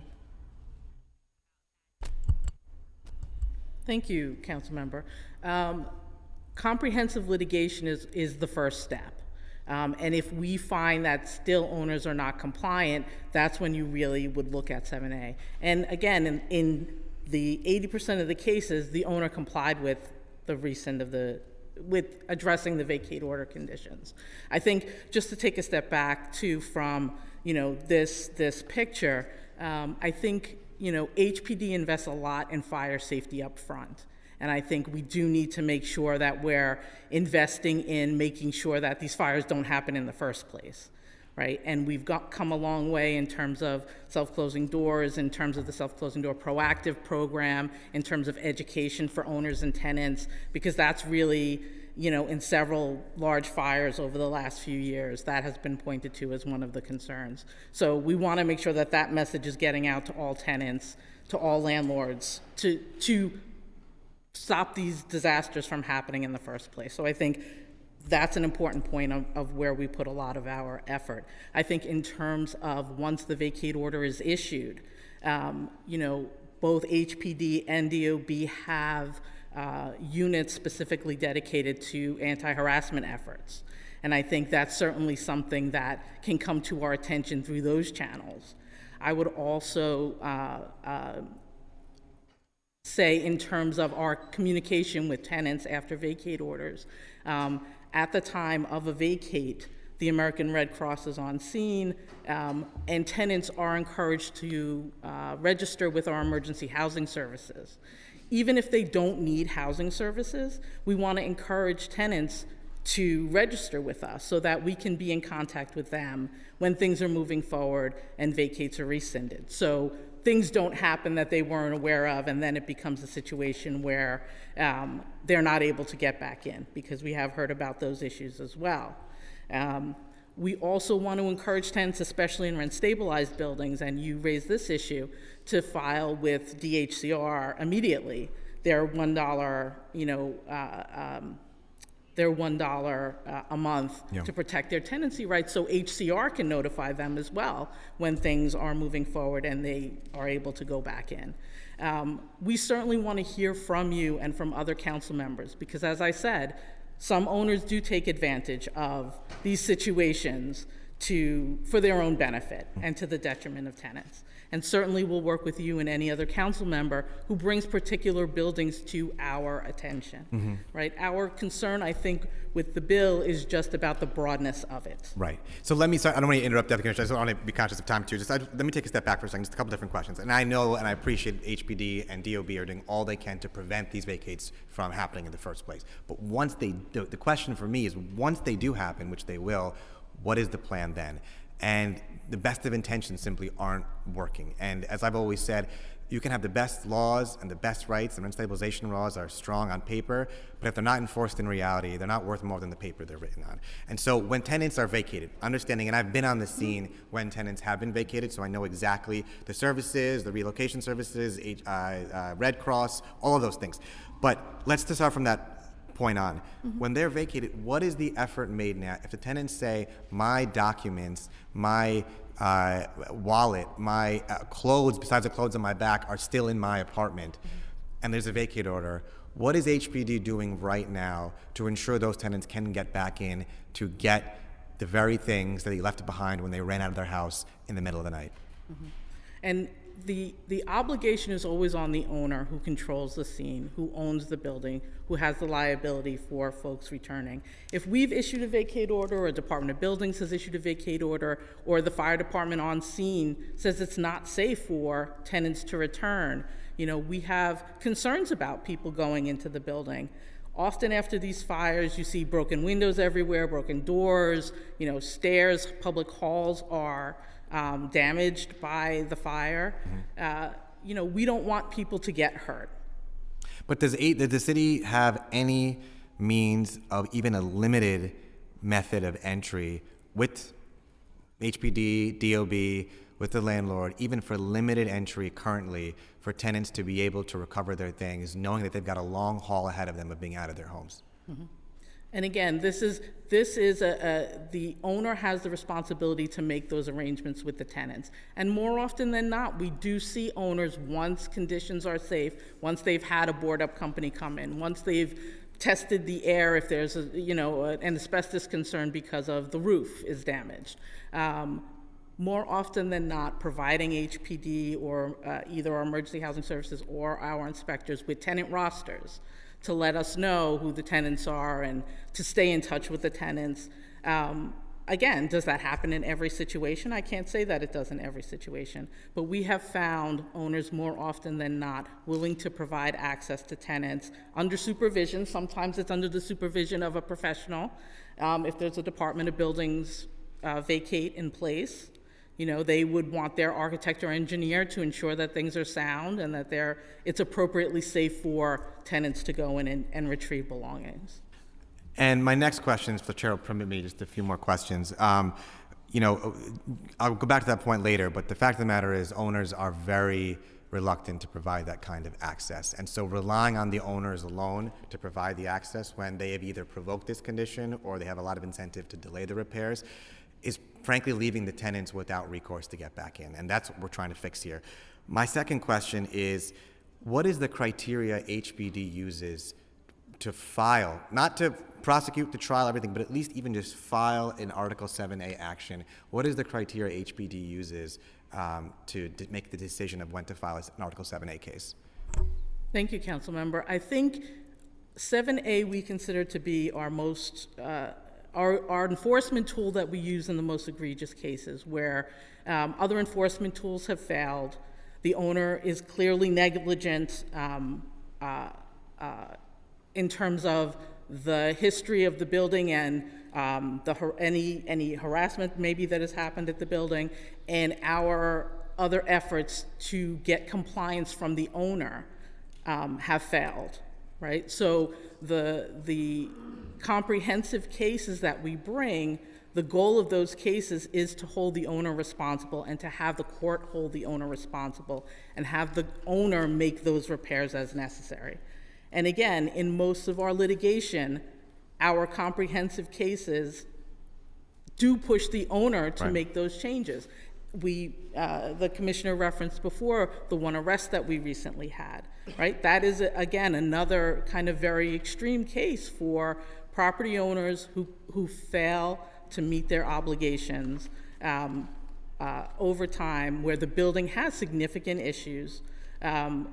We appreciate when tenants are supportive of 7As, right? And when we have conditions that, whether it's a vacate or not, where tenants are in occupancy facing very serious conditions. And my only point of disagreement is, you know, the Article 7A law is not a drastic remedy. The statute itself in the RPAPL says if there are hazardous conditions, hazardous to health, life, human safety, that have existed for more than 5 days, then you must bring a 7A action. And so the bar is a lot higher than what the statute, what actually is mandated under law. HPD takes a much more extreme position. So my question is, how many 7As has HPD brought in the last calendar year?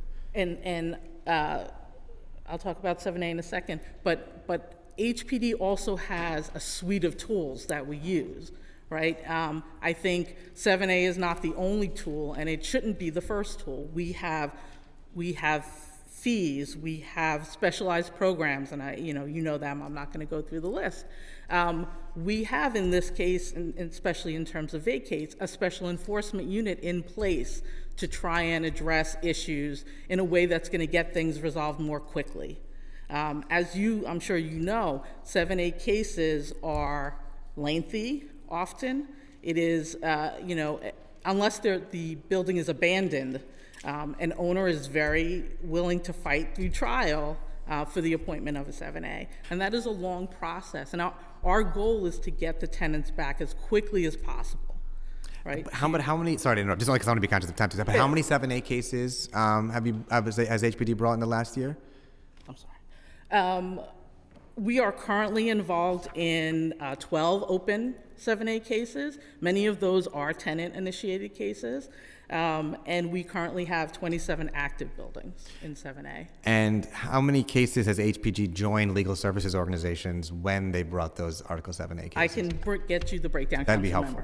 It's a much smaller fraction of all the buildings. 12 7A cases of all the buildings in New York City, and all of them that are in dangerous conditions, is much short of far short of where we need to be. I apologize. 12 cases are the active cases right now. For all of New York City. Yes. It doesn't mean over the past year that there's right. only been 12 cases that we've been involved with. But 12 cases for all of New York City.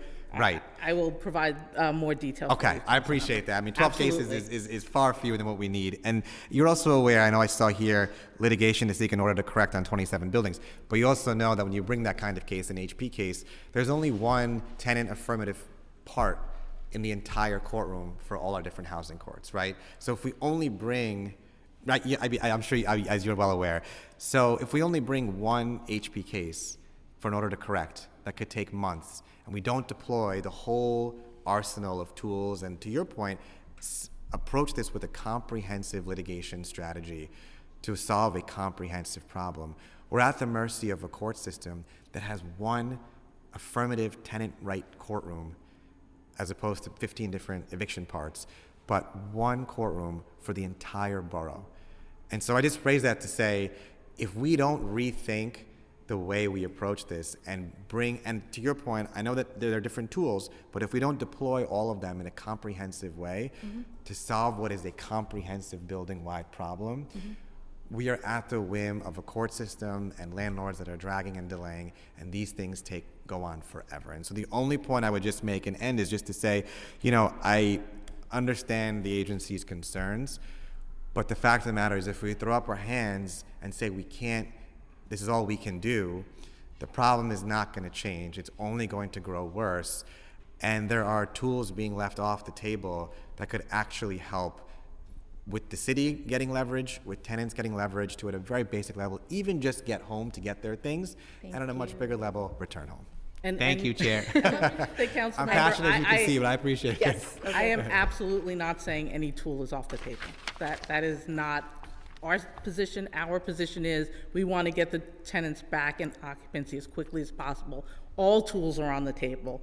It just so happens that we feel like the tools that we are currently using, and 7A is on the table, the tools that we are currently using are being effective. In cases where they are not being effective, we're happy to have that conversation with you. We're happy to continue to discuss new tools. Look forward to it. Thank you very much. Thank you, Chair. Thank you, Councilmember.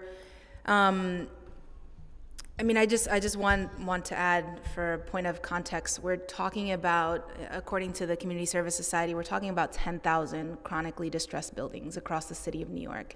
And this is a definition of chronic distress that is 2.5 or more B and C housing code violations during the last 6 quarters since 2008. And so when we talk about this suite of tools and we hear Councilmember Krishnan's passion, which so many of us share, about like how the heck do we get the city to do more and be more effective against 10,000 buildings versus a limited capacity in an agency. That's really what this conversation is about. So thank you, Councilmember Krishnan, and we have to figure it out. We have to figure out whether it's broadening lien authority with the Department of Buildings. It's bringing back tax enforcement programs that we had access to before, but we need to improve upon, whether it's taking more folks to court, whether it's taking more folks to criminal court, as HPD has done successfully in the past, and DOB as well. We have to explore all of these options to get the compliance we need for the health and safety of New Yorkers. And I think we absolutely agree with you, both DOB and HPD, on that point, Councilmember. Thank you. Thank you. Just another note, an update on the translation. I will say it in English and then in Spanish. We unfortunately, and I apologize on behalf of the council, that we do not have active translation of this hearing to Spanish, and we do have a Spanish audience, but we will have interpreters available when Spanish-speaking only individuals are testifying. So I just want to apologize on behalf of the council. We weren't prepared for this hearing. So quiero brindarle mi disculpa de parte del Consejo Municipal porque no tenemos traducción en esta audiencia. Cuando ustedes estén testificando y hablando, podrán tener alguien, un interpretador que le va a traducir, pero durante la audiencia no tenemos traducción, así que le pido disculpa de parte del Consejo Municipal y podemos bochinchar después de lo que pasó y hablar sobre el progreso. We can gossip later after the hearing about what happened and what we do for next steps. So thank you. Thank you, Councilmember Krishnan. So my next question, and then I have a list, but I'll keep it short just in the interest of time. I just wanted to follow up on Councilmember Krishnan's line of questioning around vacate orders. So my experience, and it's really stark to see the number of fires that ARC is responding to. Just 2,100 displaced families in this fiscal year alone is just, it's an incredible number, and it feels like in my district it's every other week that we have a fire or some event that is displacing folks. The feeling of being displaced, that experience of being displaced is just entirely disjointed, right? If you are unlucky enough to be in a large enough disaster that there is an emergency center that is opened where several agencies are responding, maybe you'll get some answers, but it's really confusing. And so my question for HPD is, what is your process, and maybe it's through ARC in the beginning, at the onset, but what is your process at the time of displacement, that very same night, that very same day of the event? What is your process to connect tenants to resources like legal service providers? I know you don't yet notify, you don't necessarily, well, you don't share contact information for tenants, and we have discussions around that.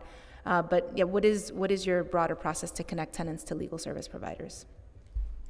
Thank you, Councilmember. And I think, we have, as you said, started to have conversations around that, both with Councilmember Feliz and Councilmember Gutierrez.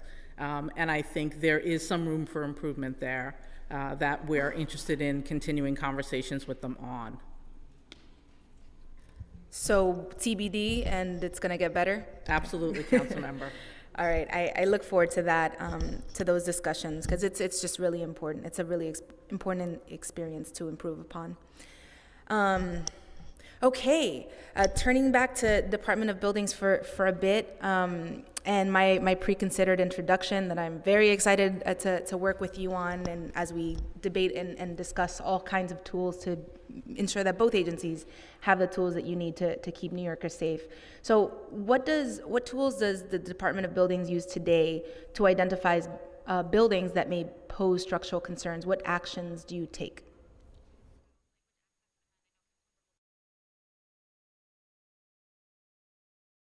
I mean, there's a combination of things that we do, from utilizing the courts to to our various inspectorial units. We have a construction enforcement unit that has a compliance, construction safety has a compliance and an enforcement unit. That's the one area where we do some of those proactive inspections that we want to do a wider universe. Do you want to add any specifics, or? Specifically in terms of our construction safety compliance unit, that unit does proactive inspections on permitted sites that have construction supers that fit that category. So those proactive inspections happen. In terms of inspections on buildings, non-construction sites, we respond to complaints, 8 complaints within 24 hours, and then we break up the complaints, B, C's, and D's as well, depending on the priority level and the type of complaint that comes in through 311. And we inspect all of those complaints that come in. In terms of, from the compliance side, we talked about FISP and PIPs, so that's facade and parking structures, but the department also has requirements for proactive inspections that the owners need to perform for gas piping, for boilers, for elevators. So there are numerous proactive inspections that are required that the owner take on, that are submitted to the Department of Buildings to ensure that they are in compliance with those elements. Yeah, the only other thing I wanted to mention is on where we want to go, and sort of getting on offense. One of the folks at DOB brought up some of the old, let's call them brochures that the agency had provided from the Koch administration, and there's one from the de Blasio administration from then Commissioner Rick Chandler talking about where he's found the agency and where he wants to go. And one of the first bullets is a risk mitigation program. It's essentially what your pre-considered is talking about. It's essentially what we talked about during the budget hearing. And that is, again, and we have the benefit today that I think Commissioner Chandler's DOB didn't, in that we are a few more years into DOB now, and we have much more data available that that's there to be utilized. So we have, again, we have existing programs where we do some proactive inspection, but we need to do a whole lot more of that. And the other thing I want to repeat is, it existed once, it needs to exist again, and that is Class 1, open Class 1s. We have a tremendous number of open Class 1 violations, and that's not to say that the underlying condition that resulted in that Class 1 still exists. It's often the case where it was addressed, it was fixed, but that the folks didn't send in their certificate of correction to us. That's the affirmation that they actually undertook that. So we have and I mentioned this during the budget hearing, it's another GSD, it's another acronym, but this is Get Summonses Done, where under Deputy Commissioner Patino's guidance, we're aggressively trying to get folks to issue their certificate of corrections, so that we can discern, in terms of open Class 1s, which are simply that failure to submit that affirmation and where the underlying condition still exists. What we need to do above and beyond that is, again, have a unit that goes out and looks at and we just go out again and again looking at Class 1, open Class 1 violations, so that we can have them move to have them resolved. Thank you, Commissioner. And as far as this goes, again, I'm very excited at the partnership and further discussions that we'll have. But wanting to ensure that this risk-based inspection program at DOB, modeled after FDNY's RBIS, that you have the best information available to you to pinpoint which buildings should deserve that special focus, right?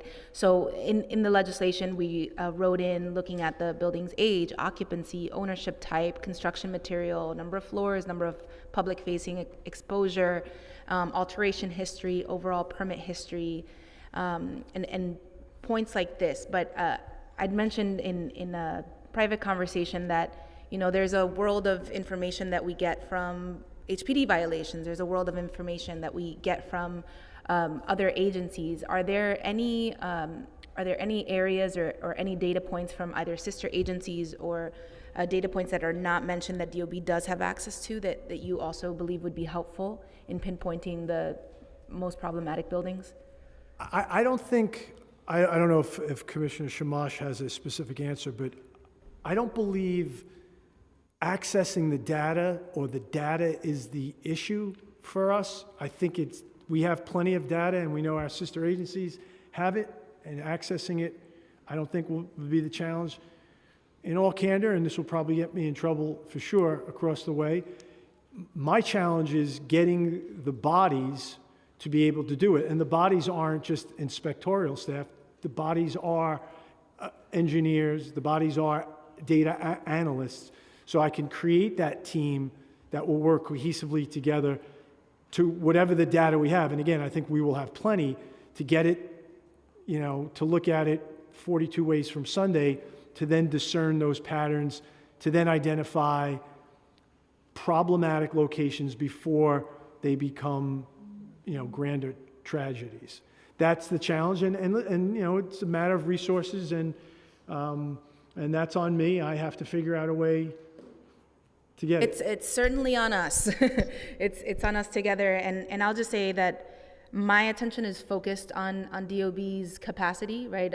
Starting with inspectors, but as you mentioned, there's other staff that would be needed for a program like this.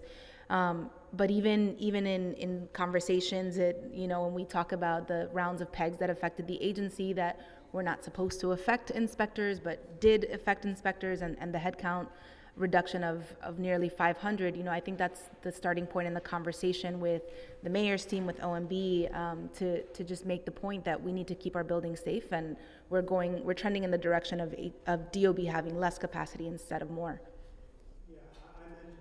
I mentioned this again in March, and again, my detentions will mounting, but it's wrong to, not that anyone has asked, but it would be wrong for a commissioner to come here with a straight face and say, no, I really couldn't use more, and then go back to 280 Broadway or their respective agency and say, go take that hill, and I won't do it.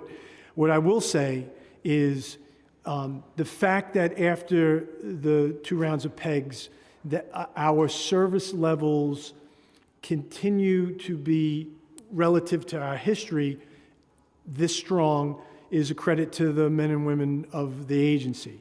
There is some regression, and we talked about it in March, and we'll talk about it in a few weeks in the executive budget. That's in part because of our need to really turn the valve left on OT, but our service levels are remarkably strong historically, and I give that credit to the men and women of the department. But the numbers are the numbers. You and your team have looked at it, and there's no hiding from that. But we want as many resources to do the work we're doing now, and at the same time, we know we have to go on offense. And again, that's on me, on us collectively to be able to provide the agency with the ability to do that. Thank you, Commissioner. And the bill also points to, sort of the requirement for corrective action plans, the requirement for faster action to repair conditions that would be found during these inspections. Just turning back to an existing program, turning back to FISP, can you help us understand what is the repair process that results from a FISP facade technical report indicating unsafe conditions or swamp? Yeah, I will have the Assistant Commissioner speak about the timeline, about the obligation of the professional, design professional to get word to us, how quickly we go out there, and then the timeline that they have, put up a shed immediately, but then the timeline they have to do the repairs. In terms of the requirements from the professional and the building owner, first and foremost, when they discover that unsafe condition, in terms of the professional doing the inspection, they're to notify the Department of Buildings immediately, notify the owner immediately, and then have public protection installed immediately. So that's our first and foremost concern, to make sure that the public is protected when that unsafe condition has been inspected and discovered. From there, the requirements in the law and the rule is that the repairs happened within 90 days. And sometimes that can actually occur, and sometimes, obviously, if it's a larger unsafe condition, they will need more time.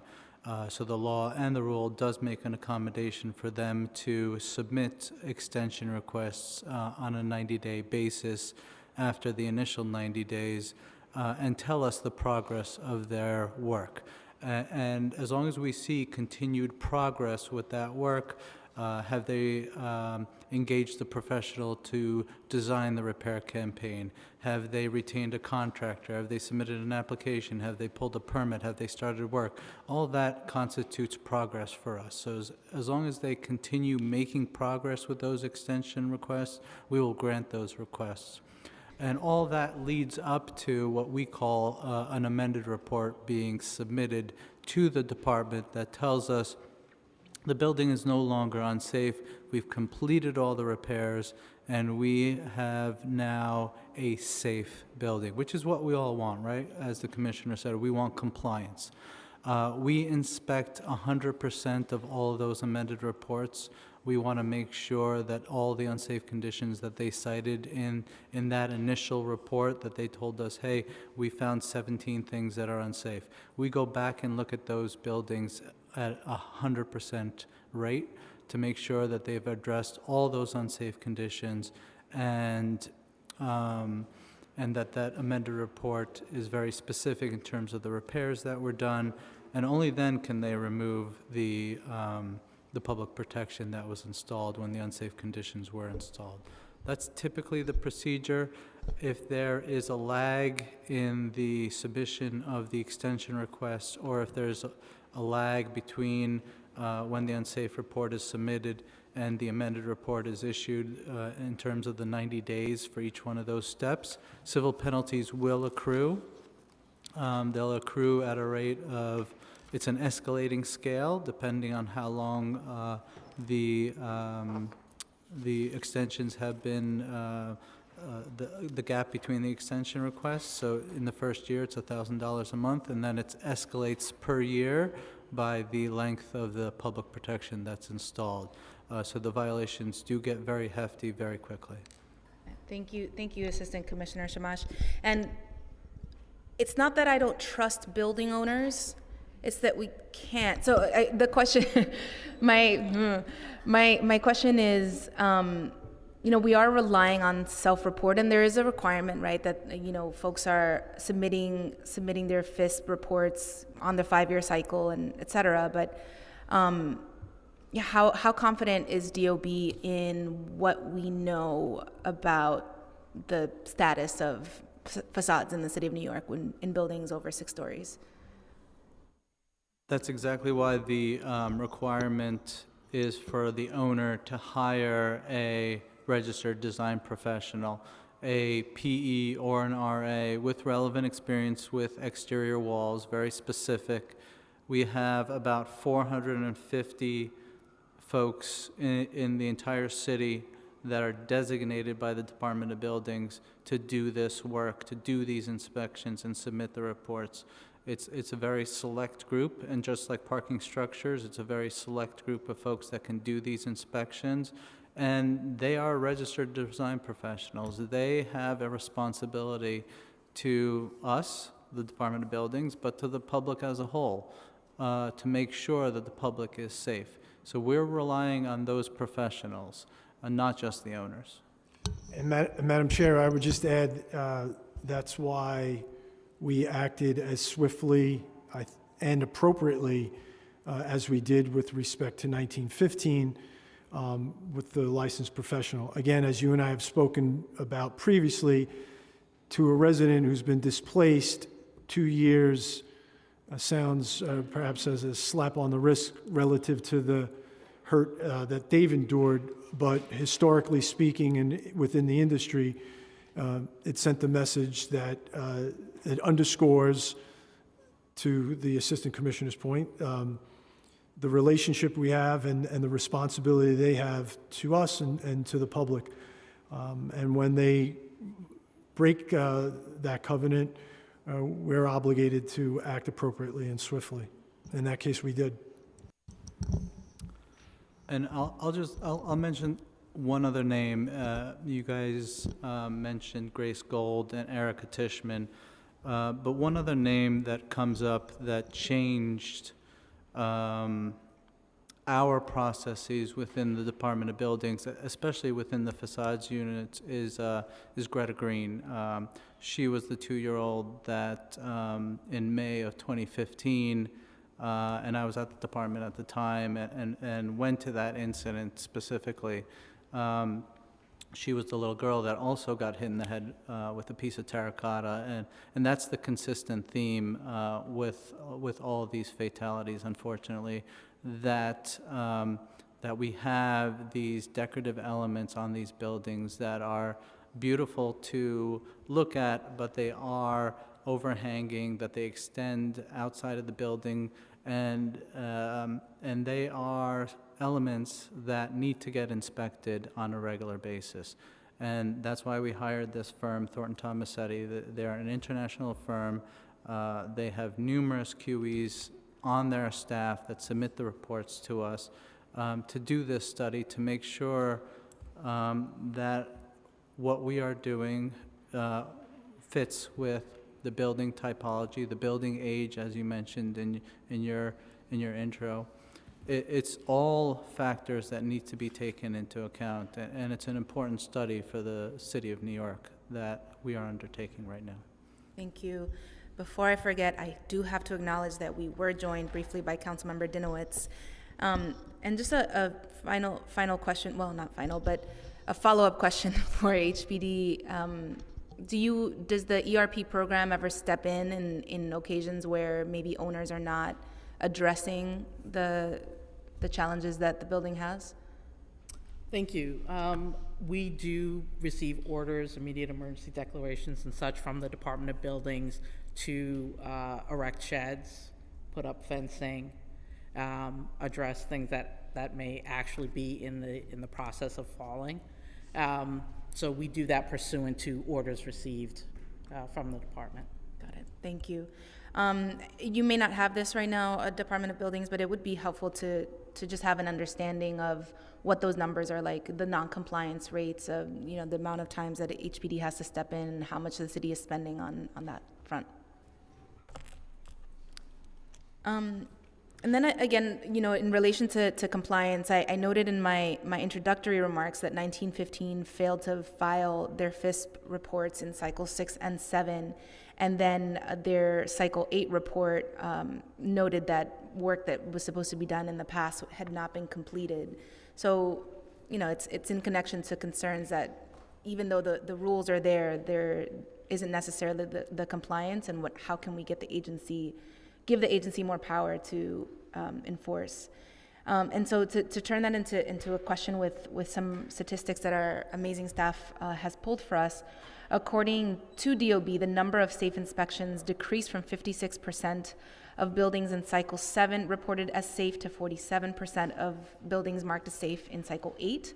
How does DOB understand what is happening with this trend, and what are you doing about it? So Assistant Commissioner Shamash will give you a detailed answer. The only thing I will say is that the universe of buildings is not the same in each cycle. So cycle 7 had like 13,500 or 13,000. Cycle 8 had 14,500. I think cycle 9 that we're in is a shade under 30. And so it's a different universe, and there's a fluidity to the designation of safe, unsafe, and swamp.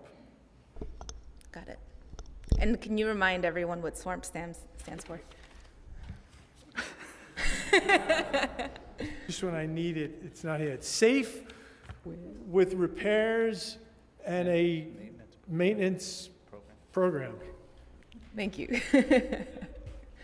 I made a joke, can I? Yeah, go ahead. I made a joke, Madam Chair, earlier, just to get the folks nervous across the way, that I was going to say that I wouldn't answer a question from a council member if they didn't know the acronym, and here I blew the acronym myself. So. That's fair. I like that rule. Let me just go back to your point on 1915 Billingsley. The Cycle 7 report was submitted, and it was submitted swamp.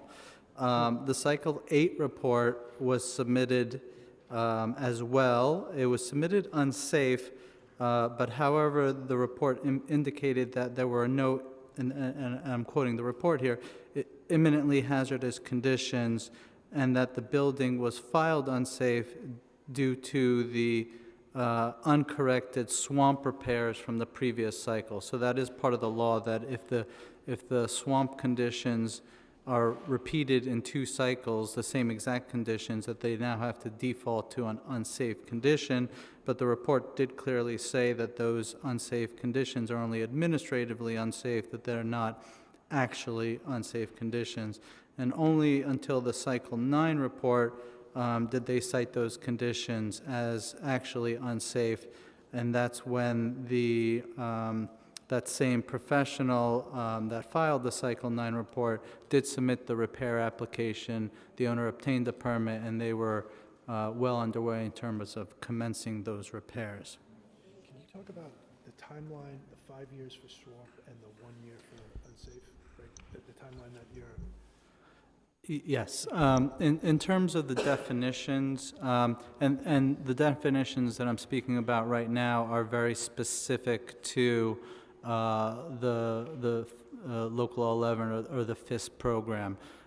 They do not correlate to other programs that the department has and building code in general.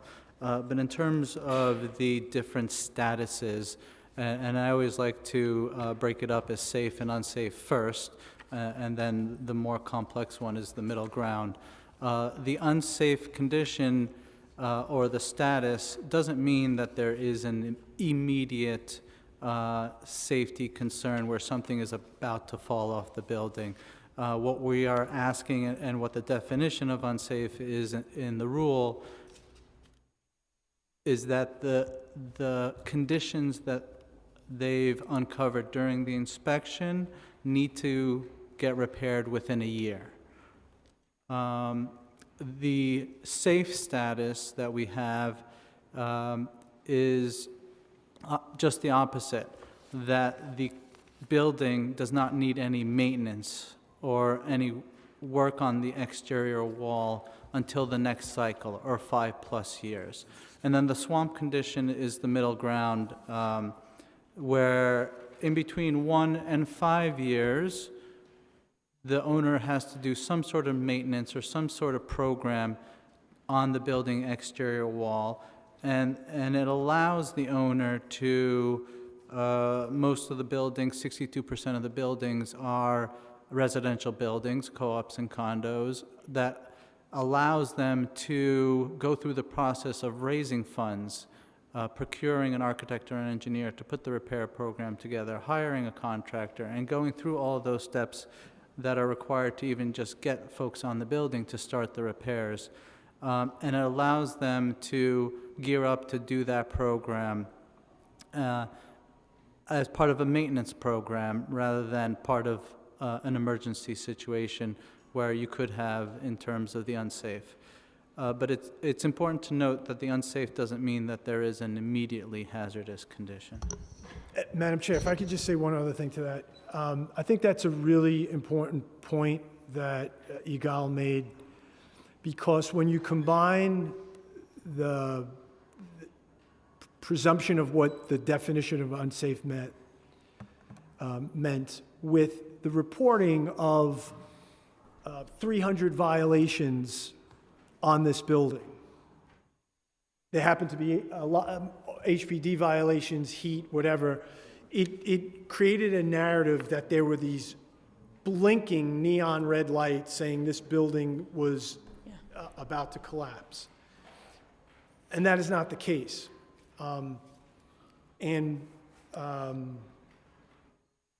We will, again, issue the report in the summer to you. And it will, I think, underscore that that was not the case. So I think Yigal's specific referencing what unsafe meant in that cycle is really important. Thank you so much.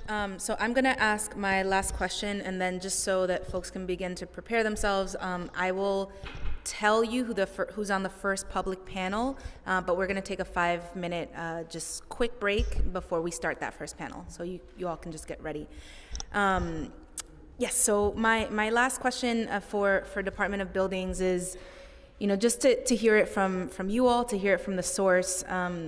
In Billingsley Terrace and N Street, there were a history of violations, not necessarily related to FISP, as you just mentioned, being blaring, red lights, but there were a lot of indicators that could have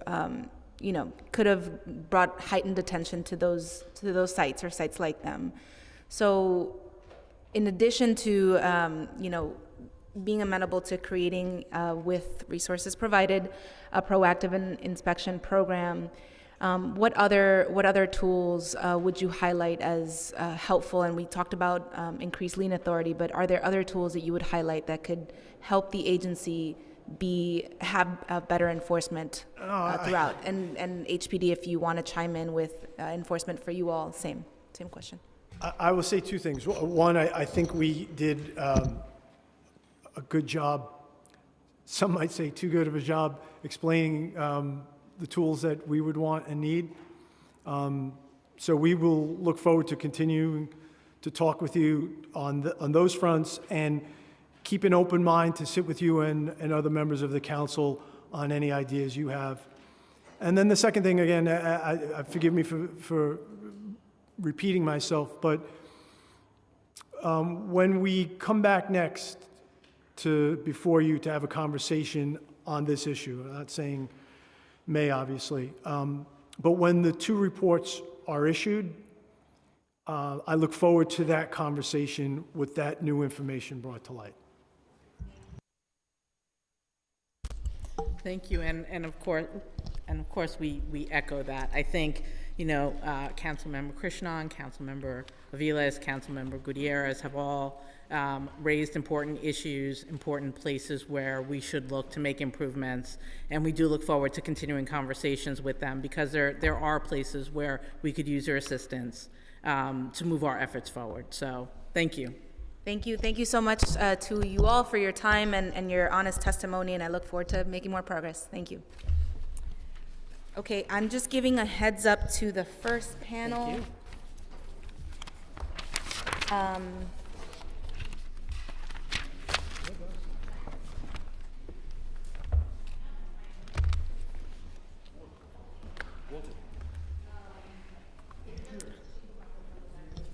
Hey, I'm matching with you today.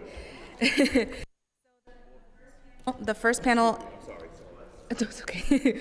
The first panel is going to consist of Judith Goldner, Emiliano Herrera, and interpreter Maribel Lopez, and Lina Renique Poole. Did I say that right? Okay. So you all can head over to the dais. We're going to take a quick 5-minute break, and then we'll start.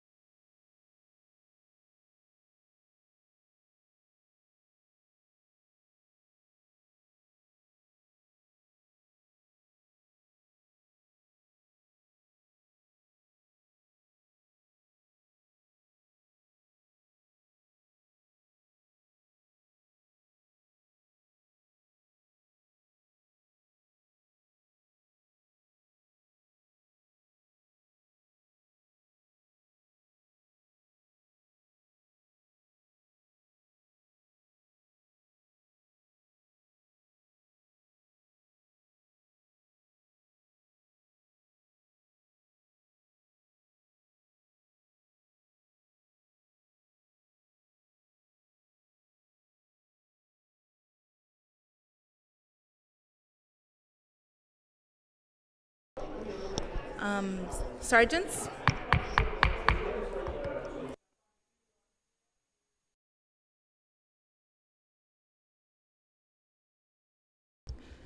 Sergeants, we're good? Okay. Thank you, everyone. I now open the hearing for public testimony. Good? Okay. I remind members of the public that this is a formal government proceeding and that decorum shall be observed at all times. As such, members of the public shall remain silent at all times. The witness table is reserved for people who wish to testify. No video recording or photography is allowed from the witness table. Further, members of the public may not present audio or video recordings as testimony, but may present transcripts of such recordings to the Sergeant at Arms for inclusion in the hearing record. If you wish to speak at today's hearing, please fill out an appearance card with the Sergeant at Arms and wait to be recognized. When recognized, you will have 2 minutes to speak on today's hearing topic of building integrity, including the following legislation, intros number 135, 136, 170, 176, 231, 313, 607, 608, 609, and the pre-considered introduction. If you have a written statement or additional written testimony that you wish to submit for the record, please provide a copy of that testimony to the Sergeant at Arms. You may also email written testimony to testimony@council.nyc.gov within 72 hours of this hearing. Audio and video recordings will not be accepted. Okay, so the first panel is here. Okay, who would like to begin? Judith? Okay. Can you hear me? Great. So my name is Judith Goldner. I'm the attorney in charge of the Civil Law Reform Unit at the Legal Aid Society, and so happy to be here today to testify on these important bills and really appreciate the leadership of the council on these issues, and especially the leadership of Councilmember Sanchez, who's been such an ally on these issues. And unfortunately, like my group practice attorneys who should be here instead of me because they know much more than me, many of them are out this week because it's school vacation week, so I'm trying to fill in for them inadequately, I'm sure. Specifically, we represent tenants who've been vacated for their building at both the buildings that were discussed at this hearing, at the Billingsley partial collapse building, as well as the 150 Bay 22nd Street building, which is the building that was in Councilmember Aviles' district.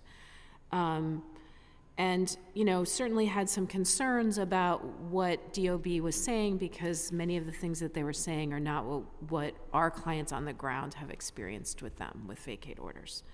I did want to sort of talk about 3 things in our testimony